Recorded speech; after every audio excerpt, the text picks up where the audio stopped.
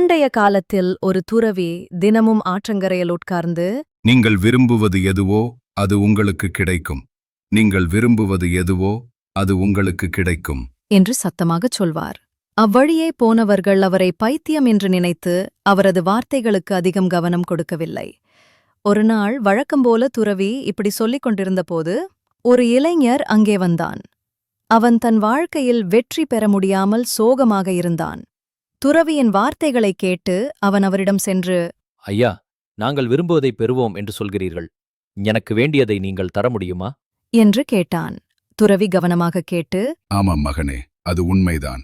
நீ விரும்புவதை என்னால் தர முடியும். ஆனால் முதலில் நீ என் பேச்சை கேட்க வேண்டும். உனக்கு என்ன வேண்டும் என்று சொல் என்று சொன்னார். இளைஞன் பதிலளித்தான். ஐயா, எனக்கு ஒரே ஒரு ஆசைதான். நான் பணக்காரனாக வேண்டும். தங்கமும் வைரமும் விற்கும் பெரிய வியாபாரியாக வேண்டும். இளைஞனின் ஆர்வத்தைப் பார்த்து துறவி புன்னகைத்து, நிச்சயமாக மகனே, உன் ஆசை நிறைவேறும். நான் உனக்கு ஒரு தங்கமும் ஒரு வைரமும் தருவேன். அவற்றைக் கொண்டு நீ விரும்பும் அளவு தங்கங்களையும் வைரங்களையும் உருவாக்கலாம் என்றார். துறவி இளைஞனின் கையில் ஏதோ வைத்து, மகனே, உலகிலே மிக மதிப்பு வாய்ந்த வைரத்தை உனக்கு தருகிறேன். இதை மக்கள் நேரம் என்று சொல்கிறார்கள். இதை இறுகப் பிடித்துக்கொள். ஒருபோதும் தொலைக்காதே. இதை வைத்து நீ விரும்பும் அளவிற்கு வைரங்களை உருவாக்கலாம். இளைஞன் சிந்தனையில் ஆழ்ந்தான். பிறகு மற்றொரு கையில் ஏதோ வைத்து, மகனே, இதையும் பிடித்துக்கொள். இது உலகிலேயே இரண்டாவது மதிப்பு வாய்ந்த தங்கம். இதை மக்கள் பொறுமை என்று சொல்கிறார்கள். நேரத்தை செலவு செய்தும் பலன் கிடைக்கவில்லை என்று தோன்றும் போது இந்த தங்கத்தை பயன்படுத்து. பொறுமை இருப்பவர் இந்த உலகில் எதையும் சாதிக்க முடியும் என்று எப்போதும் நினைவில் வை.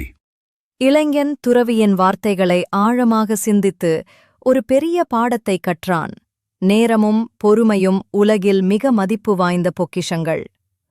அந்த நிமிடத்திலிருந்து அவன் நேரத்தை வீணாக்காமல் எப்போதும் பொறுமையாக உழைக்க முடிவு செய்தான். துறவியை விட்டு புறப்பட்ட பிறகு இளைஞன் நகரத்தில் ஒரு பிரபலமான வைர வியாபாரியிடம் வேலைக்குச் சேர்ந்தான்.